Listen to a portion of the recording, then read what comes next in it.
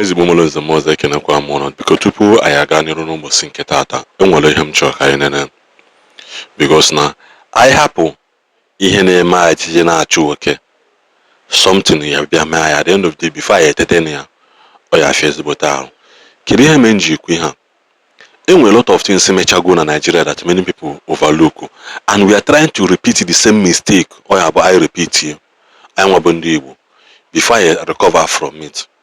I recover Gochukwu help I recover from Okite, Ajo Dibia, and all those things in the Manando Juna by. Man, there is an uprising that if we not pay attention to, you destroy a coming generation. Get into this video, and in this video, Kuno no, hear this guy, Uno nature, and I share also. Kayukuzi, here imagine say that it prevention, the better than cure. And the noble Naiba and Kitty, he had one man and nearby. That we have nothing else to lay our hands upon rather than Ijebuwebe, Tobandem Mado, and the Heneme Nugausa, and Mewana by Ayeburibu, Manoka Maka Chikota by Ono, and keep us at the end of this video. Today, if they divide Nigeria, northern Nigeria, we don't have any company. No any company that we're going to claim that we okay, this one the government built it and this is our own now. Nothing. We are starting from square one. Poverty will kill us in the north. Let's be sincere with each other. Now I'm asking Atiku, I'm asking Erufai, and I'm asking Obasanjo, and partially Peter Obi, because you are together with them that time. So I'm asking you people, this series of companies that was lost, that was collapsed under your regime, where are they? I'll list them now. Nigerian paper mills in Kwara State was collapsed 2005. Lafiaji Sugar Company was collapsed 2005 in Kwara. Nigerian Bottling Company in Kano, Kaduna, Plateau and Borno collapsed 2004. Kaduna Fertilizer Company collapsed 2002. Arewa Textile Limited collapsed 2002. Peugeot Automobile Nigeria Kaduna collapsed 2007. Super Textile Kano collapsed 2004. Zamfara Textile collapsed 2004.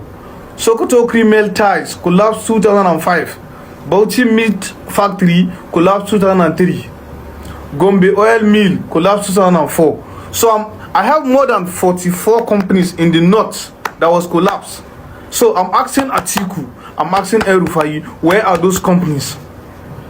Where are those companies? Bring them back. And today you want us to vote you? Vote you for where? Where you won't go? You go nowhere.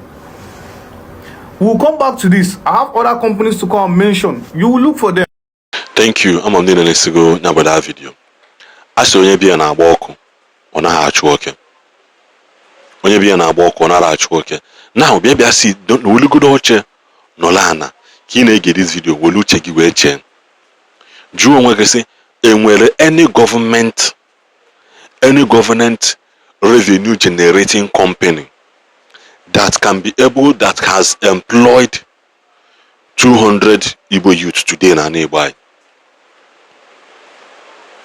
Any government of official, any government company.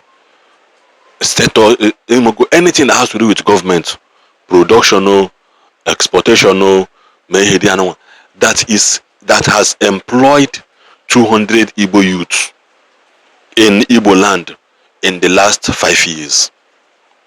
And we have every year check their record employee. Employ at least 200 Igbo youth every year. And those youth can be traced to their houses, to their locations, to their very Nkobona that you can be able to trace them to. And where on? Individuals that set up things for themselves. Those individuals are starting from churches. Churches na lokando, mili, oil.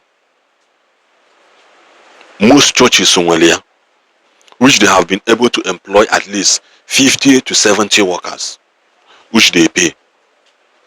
Then in a theater to individuals that run company. There's this company on an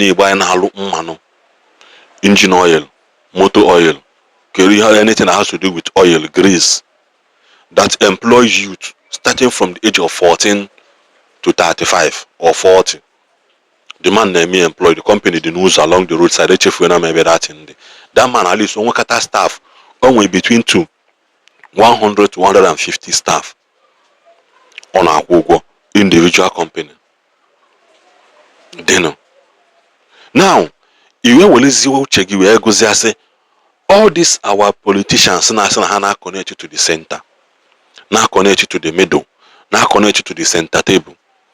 What has the government done to employ the youth into in agocha akwụkwọ?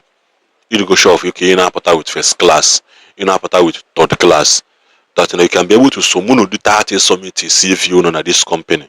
Name that 30 or 10 years with all owned by government that can be able to pay you approximately 70 to 150 to 200,000 naira every month as a youth in this country. And now you could country as a youth in Igbo land. A man for half. You know, when say teacher open and nearby end up collapsing. Everything in here for nearby today is owned by individual. You know, just say, okay, what then is the essence of connecting to the center? What then is the essence of connecting to the middle? Can they hear what today? But I say no, okay, now, ni we for them mandate or a government to set up this thing for the that employ laborers, that employ workers, that can be able to pay you something is owned and run by individuals without any support from government.